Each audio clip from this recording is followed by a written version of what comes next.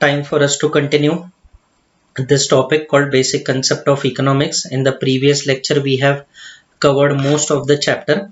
Now we will continue our discussion further. Goods and services, इस lecture में आप कुछ टर्म्स पढ़ेंगे.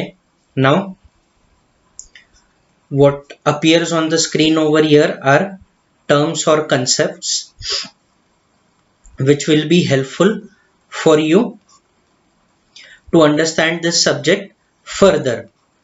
Right? Let us see what they are. Goods and services. Anything that satisfies human wants is termed as goods. So goods की definition क्या दी है? Whatever satisfies human want. It has material existence. Chalk used by a teacher, right? If you see on the screen over here, this is a taxi, right? This is a telephone. They have physical existence. Again over here, this is a toy. These are shoes. They have physical existence.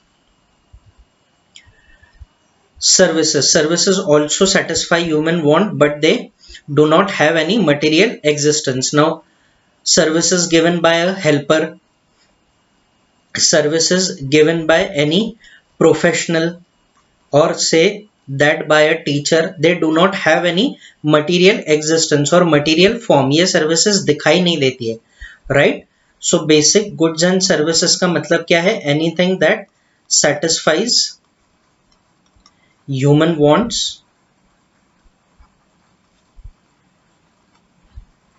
ठीक है. और फर्क क्या है? जहां पे goods है वहां पे material existence,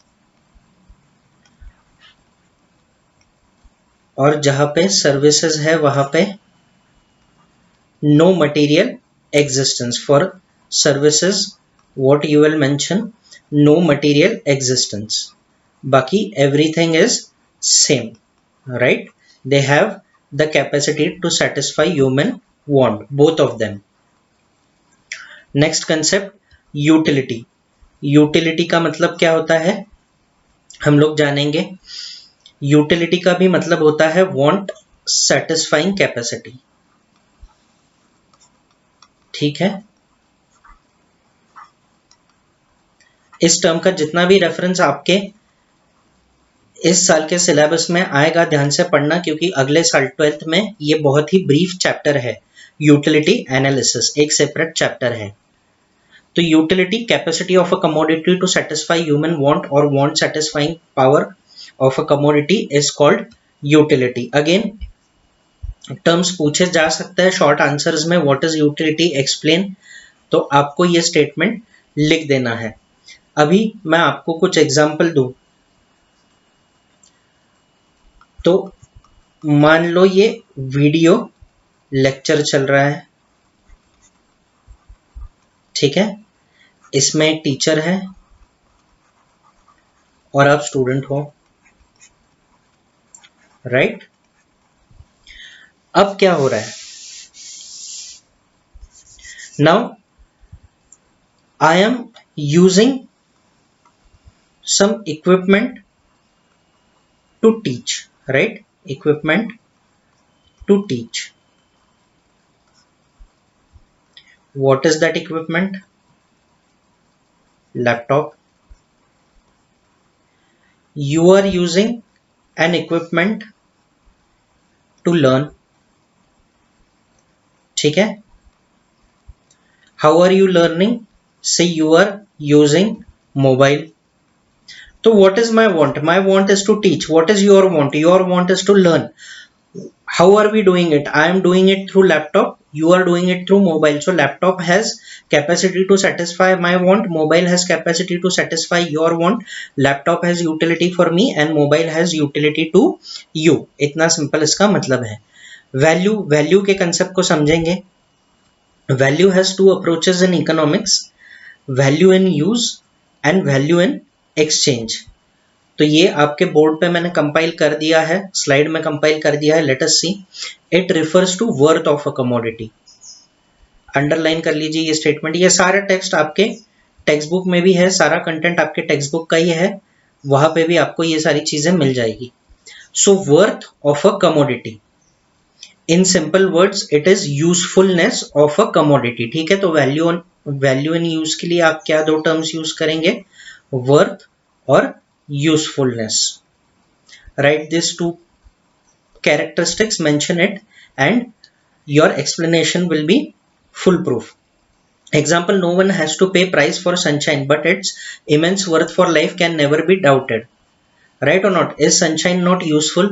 Is sunshine not worth? Yes, it is. In economics language, sunshine has high value in use. Sunshine is very essential, right? Though it is available free of cost, it is very essential. Without it, you cannot survive. Therefore, it has high value in use. ठीक है, high value in use. Now, next term, value in exchange. It refers to worth of a commodity or a service expressed in terms of another commodity. मतलब इसको express करने के लिए, किसी particular commodity और service को एक्सप्रेस करने के लिए और दूसरी कमोडिटी की मदद लेता है. कैसे? When this value is expressed in terms of money, it is called price of a commodity. So normally value in exchange is explained in what context, in terms of price. ठीक है, और you could say in terms of money and then it becomes price of commodity. ठीक है, a good which commands a price is termed as an economic good. तो किसी भी commodity की जिसकी प्राइस है उसे कहा जाता है economic good. Market as important. Example है टीवी, कार, एक्सेट्रा. अब ये जो हमने देखा है, it gives rise to a paradox. उसे कहा गया है वाटर डायमंड पैराडॉक्स. ठीक है, वाटर डायमंड पैराडॉक्स हम लोग समझ लेते हैं सिंपल लैंग्वेज में. Water is a necessity. Without water there can be no life, right? No life without water. But water is available free of cost. It is an essential. It is available to us free of cost, okay, or at nominal cost. Now diamond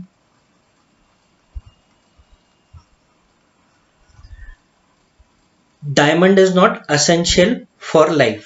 Life is possible without diamond, right?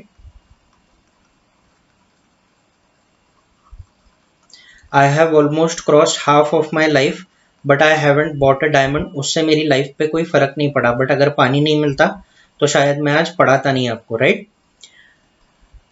अब देखिए, water which is a necessity, it has no cost or low cost. Diamond which is not a necessity, it has very high cost, not affordable, like to many, not affordable to many. So this is what is called as paradox, right?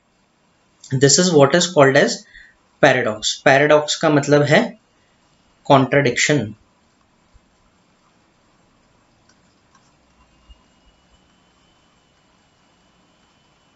अब पढ़ते हैं इसको और समझ में आएगा अच्छे से. Some commodities have high value in use but low exchange value, right? मतलब diamond. Example water, whereas some commodity, मतलब water, whereas some commodities have low value in use but high exchange value due to its scarcity. महंगा क्यों है diamond? Because it is scarce. Value का concept देख लिया. Next हमारा concept है wealth का. लेट अस सी.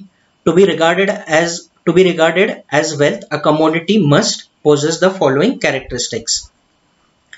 मतलब वो क्या characteristics है जो अगर प्रेजेंट हो किसी कमोडिटी में तो उसको वेल्थ कहा जाता है. ठीक है, ये भी मार्क कर लो एज इंपॉर्टेंट. ये पूरी स्लाइड ही इंपॉर्टेंट है. May be asked a short answer. So let us see कौन से कैरेक्टरिस्टिक्स होने से एक कमोडिटी को वेल्थ कहा जाता है. Utility. So what is the basic necessity? A commodity must have the capacity to satisfy human want, right? Furniture, refrigerator. So furniture and refrigerator can be termed as wealth. Utility का मतलब हमने समझ लिया है. ठीक है. Scarcity. A commodity must be scarce in supply in relation to its demand if it needs to be included in the term wealth. Example, all economic goods for which price is paid. ठीक है, तो scarcity किसी चीज की होनी चाहिए। मतलब for example हम लोग ले लेते हैं फॉसिल फ्यूल,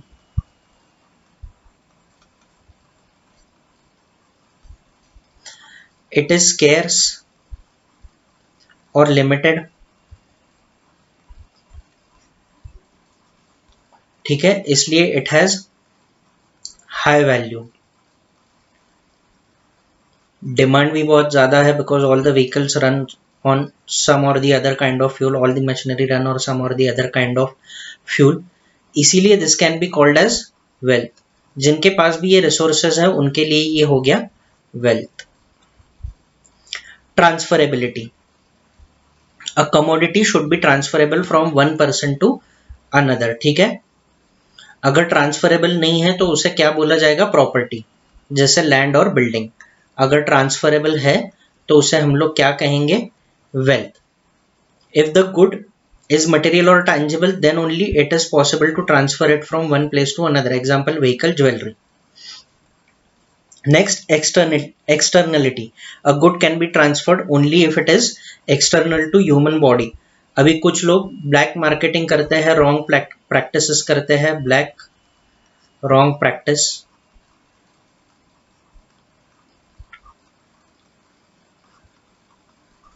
जैसे they trade organs, human organs. So human organs have utility, they are scarce. एक आदमी के पास एक ही ऑर्गन होता है, रिप्लेसमेंट उसकी नहीं होती है। ऐसा नहीं होता है कि tomorrow if there is some issue with my heart तो मेरे पास एक अटैचमेंट एक्स्ट्रा आया है तो मैं उसको लगा लूंगा, ऐसा नहीं होता है। ट्रांसफरेबिलिटी आजकल मेडिकल साइंस में पॉसिबल है, organ can be transferred, but it is not a commodity, it is not a wealth. Why? It is not external to the body. It is not external to the body. It is a part of body. ठीक है। तो कौन सी चीजें satisfy करनी चाहिए, कौन से characteristics present होने चाहिए for a commodity to be regarded as wealth, utility, scarcity, transferability, externality. Alright, अगला कंसेप्ट है personal income and disposable income. What is personal income and what is disposable income? Earning received by a person from all sources is called as personal income. All sources क्या हो सकता है किसी एक बंदे के लिए? सैलरी, जो उसने इन्वेस्टमेंट की है उस पर उसे इंटरेस्ट मिल सकता है, ठीक है। अगर उसने कोई प्रॉपर्टी लेट आउट की है तो उसे रेंट मिल सकता है। All these are his sources. तो ये सब मिला के इसे क्या कहा जाएगा? पीआई, पर्सनल इनकम, ठीक है। Total of it will be called as personal income. और next concept is PDI, personal disposable income. अभी पर्सनल डिस्पोजेबल इनकम क्या है? It is that part of a personal income which is left over after payment of direct taxes such as income tax, wealth tax, etc. Right? Personal disposable income. Suppose if a person's income is rupees 10 lakh rupees yearly income, he has to pay 3 lakhs rupees of tax. Right? ये हो गया उसका PI, ये हो गया उसका taxes. Whatever is left, 7 lakh rupees. That is called as PDI, that is personal disposable income. बहुत simple है। Meaning economic activity. What do we mean by economic activity? अभी ये टर्म बहुत बार यूज होगा, बहुत सारी कंसेप्ट्स में, बहुत सारी थियरीज में। समझ लेते हैं एक बार इकोनॉमिक एक्टिविटीज किसे कहते हैं। Economic activity, production. Production is creation of utility. जब भी कोई प्रोड्यूस करता है commodity, it is called creation of utility. There are 4 factors of production such as land, labor, capital and entrepreneur. ठीक है। Suppose there is a farmer, he produces mangoes.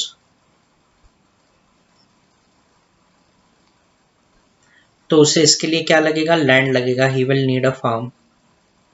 उसे labour लगेगा, he will need people so that in the mango season he can pluck those mangoes. He will need capital, right? कुछ उसे chemical, fertilisers, okay, लाने पड़ेंगे। If he has to buy more land, तो और उसे उसके लिए पैसे लगेंगे। And entrepreneur, this activity is nothing but an entrepreneurial activity. Farming is also an entrepreneurial activity. कोई लोग इसे large scale पे करते हैं, they earn more than business firms, तो it is in a way also an enterprise. Farming is also an enterprise. So production is creation of utility. ये factors of production समझने के लिए example था. Creation of utility अगर हम लोग समझ लें, तो there is a block of wood. Wood has no utility to you, but the moment it is converted into chair, the moment chair is produced, it becomes useful. तो यहाँ क्या हो गया? Creation of utility, creation of usefulness हो गया, ठीक है।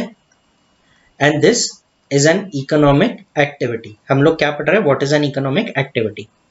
ये देखिए, land, labour, capital, enterprise, these are 4 factors of production. Next economic activity is distribution. अभी आप चेन को समझो। फर्स्ट हो गया प्रोडक्शन, गुड्स प्रोड्यूस हो गए फार्म में, फैक्ट्री में, right. Where are they produce? Either in farm or factory, depends, goods और commodities. Next stage is distribution. अब हम लोग फार्म या फैक्ट्री में तो जाते नहीं है, right. Where do we go to buy these goods? We go to the market. So distribution is making the produced goods available in the market, sending them to distributors and retailers. It is division of factor reward among different segments of the society. Factor of production claim their reward of rent, wages, interest and profit through the process of distribution. अभी distribution का एक ये मैंने मतलब समझाया जो मेरे हिसाब से होना चाहिए, बट इन्होंने अलग वे दिया है डिस्ट्रीब्यूशन का।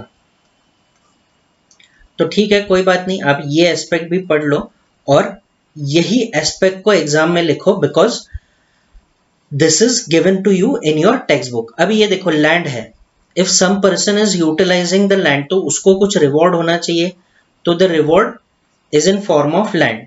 लेबर को वेजेस देने पड़ते हैं, कैपिटल अगर कोई एम्प्लॉय कर रहा है तो उसे इंटरेस्ट देना पड़ता है, और एंटरप्रेन्योर जो होता है वो प्रॉफिट कमाता है। मतलब हर जो चीज, हर जो फैक्टर यूटिलाइज होता है उसको बदले में कुछ देना पड़ता है, right. So suppose if your reward और टोटल अर्निंग इज 5 लाख, तो इसे डिस्ट्रीब्यूट करेंगे हम लोग फैक्टर ऑफ प्रोडक्शन में। जैसे लैंड का जो रेंट है, रेंट दे दिया 1 लाख रुपीज, ठीक है। लेबर पे कर दिया अगेन 1 लाख रुपीज, ठीक है। तो ये क्या हो रहा है? 5 लाख का डिवीजन हो रहा है, इसे डिस्ट्रीब्यूशन कह रहे हैं। Okay, they must have use the term division but it is called as distribution now, ठीक है। आप समझ लो, कैपिटल जो है, कैपिटल को इंटरेस्ट चाहिए और हम लोग इंटरेस्ट इसको दे रहे हैं, सपोज 50,000, बचा कितना? 2,50,000, remaining 2,50,000 is the profit for entrepreneur for carrying out the activity, ठीक है। और आगे देखते हैं exchange. What does exchange means? It is give and take between various units in the economy. Exchange refers to sale and purchase. So exchange is nothing but sale and purchase of goods or services. In economics, exchange is necessarily a monetary transaction. barter अभी होता नहीं है, all the transaction happen in terms of money, ठीक है, terms of money. So buying and selling mostly happens in terms of money. Consumption, it is making use of goods and services to satisfy human wants, ठीक है। Consumption का मतलब है making use of goods. आगे ये term बहुत बार आने वाला है, कंजम्पशन। उस वक्त कंफ्यूज मत होना कि कंजम्पशन क्या है, अभी अच्छे से समझ लो, राइट और not. Making use of a particular good. Suppose I am going on a trip, I am going on a trip और अ ट्रैक, मुझे ट्रैक पे जाना बहुत पसंद है, ठीक है। तो मैंने क्या किया, क्योंकि बहुत थकान होती है, यू गेट वेरी टायर्ड, तो मैंने एनर्जी ड्रिंक ले लिया,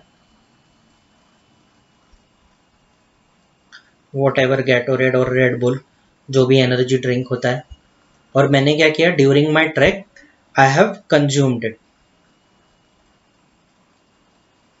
तो what happened, I have made use of the good, इसे कहते हैं कंजम्पशन. अभी फैक्टर्स ऑफ प्रोडक्शन को थोड़ा डिटेल में समझते हैं. Land, land in economics is a wide term, it is a natural factor. अभी ये समझिए, it is a natural factor. You and I cannot produce land. It is naturally available. It is a natural factor of production. Any natural resource that is available on and above, below the surface of the earth is called land in economics. तो land मतलब ऐसा नहीं है कि it only means what is above the ground.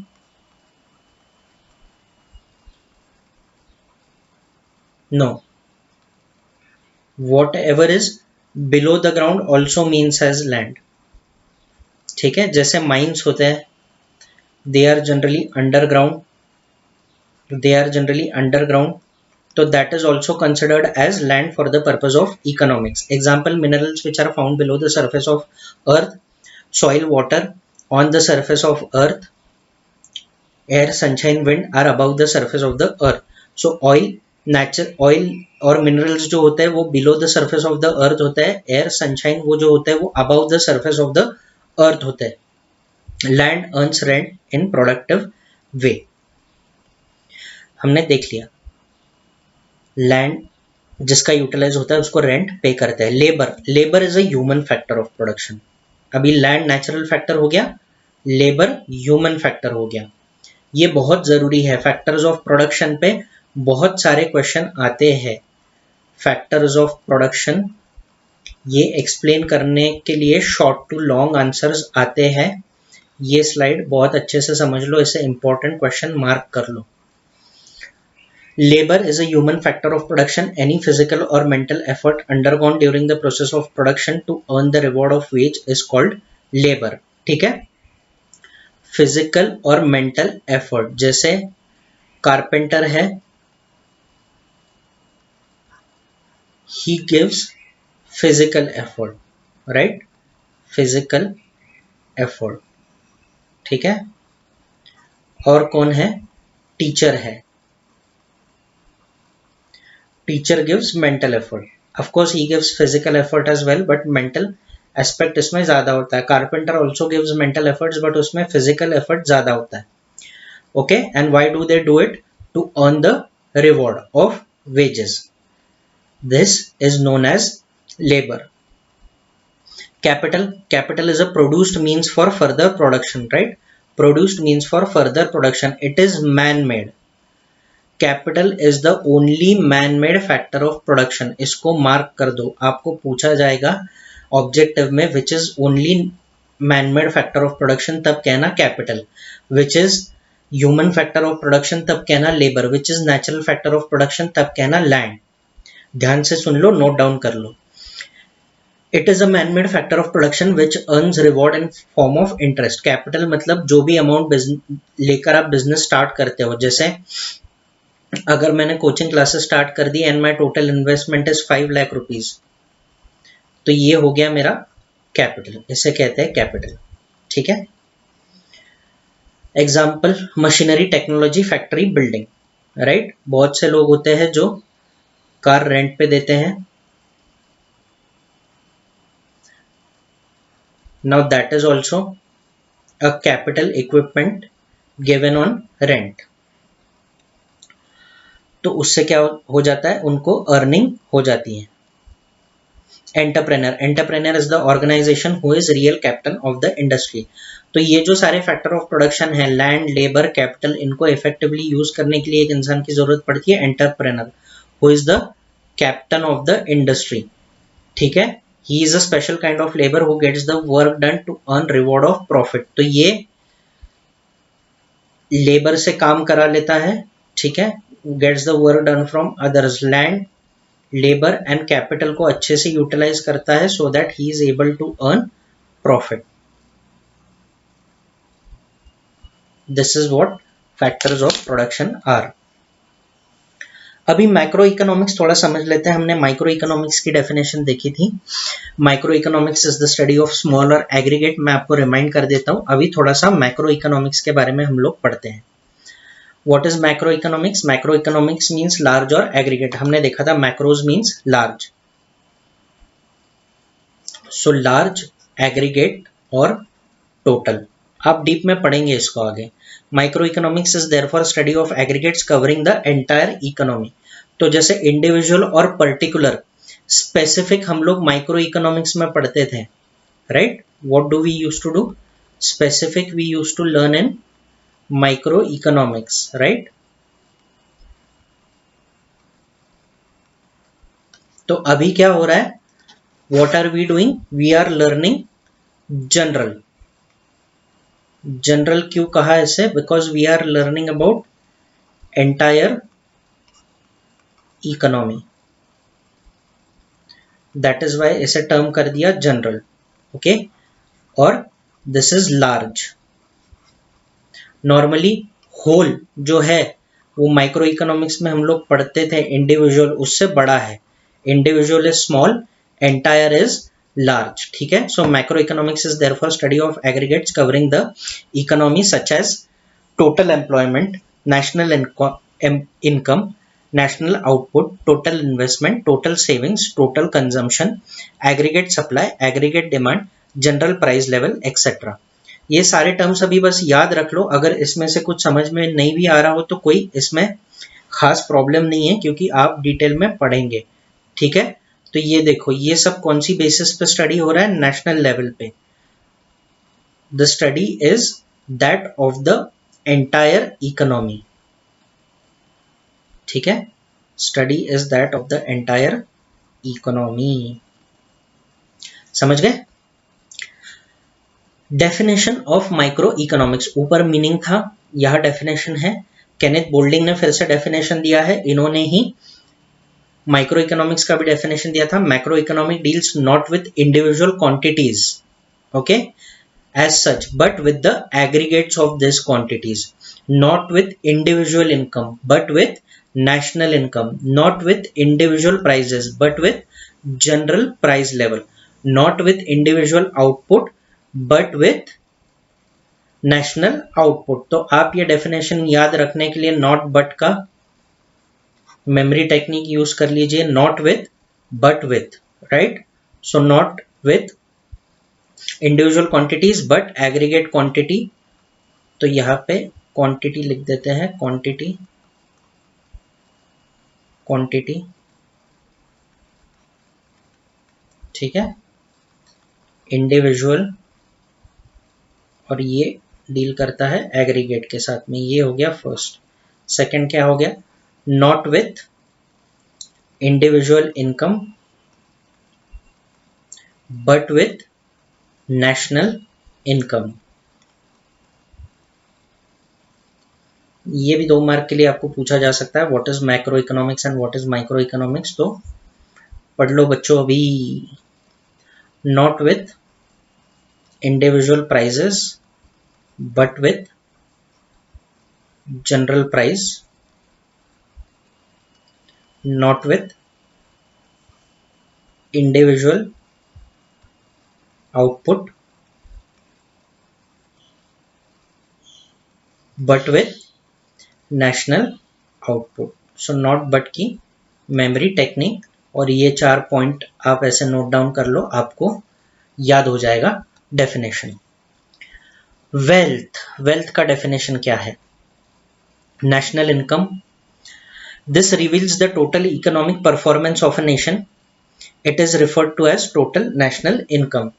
तो यहाँ पे ये स्लाइड गलत हो गई है, मैं वही सोच रहा था। वेल्थ तो हमने पढ़ लिया, अभी हमें नेशनल इनकम पढ़ना है। जैसे हमने माइक्रो इकोनॉमिक्स के कुछ कंसेप्ट्स पढ़े थे, वैसे हम लोग अभी मैक्रो इकोनॉमिक्स के कुछ कंसेप्ट्स पढ़ रहे हैं। तो मैक्रो इकोनॉमिक्स में पहला कंसेप्ट है नेशनल इनकम। वेल्थ को आप यहाँ पे डिस्कार्ड कर दो, नेशनल इनकम लिखो।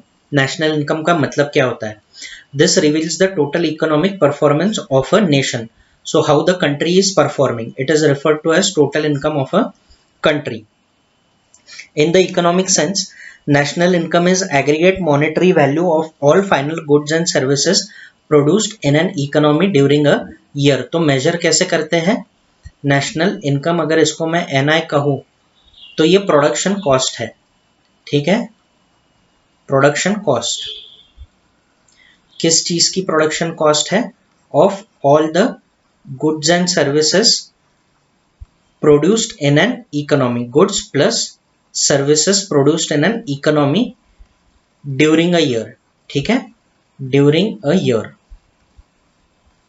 इसे कहते हैं नेशनल इनकम, ठीक है।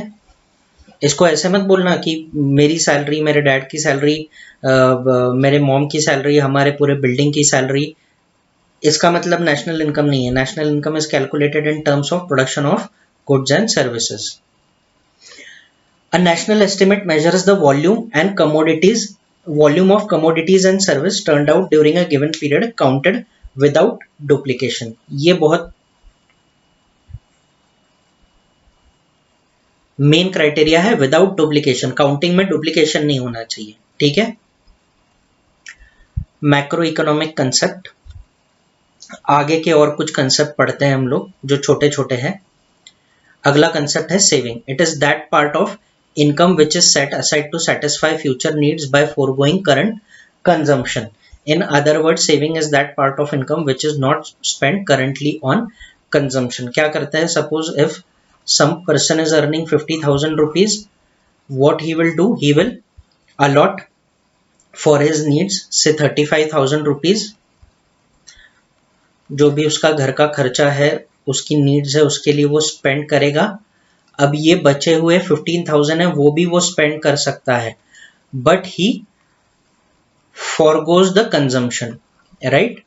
वो कंज्यूम नहीं करता है, वो यूज नहीं करता है। कंजम्पशन का एक मतलब ये भी है पुट टू यूज, वो यूज नहीं करता है, रेदर ही सेव्स, ठीक है। इसका मतलब है सेविंग, ठीक है, बाय फॉरगोइंग करंट कंजम्पशन, इसमें इंपॉर्टेंट पार्ट है। Investment, it refers to creation of capital assets through mobilization of savings. अभी ये जो सेविंग इसने की है, ये क्या करेगा? घर में तो नहीं रखेगा, जेब में नहीं रखेगा, he will invest it in bank, okay, in post, in shares में भी, जिससे उसे और रिटर्न्स मिलेंगे। So what this term is called as mobilization. इस टर्म को क्या कहा गया है? मोबिलाइजेशन, ठीक है। Economic growth, the term economic growth has a quantitative dimension, quantitative dimension, right, measured और क्वांटिफाइड, कुछ इसका मेजरमेंट का सोर्स होगा, वे होगा। In simple words, economic growth means an increase in real national income of the country over a long period of time, right? Suppose national income से some कुछ lakhs crores में है, say 1 lakh crore,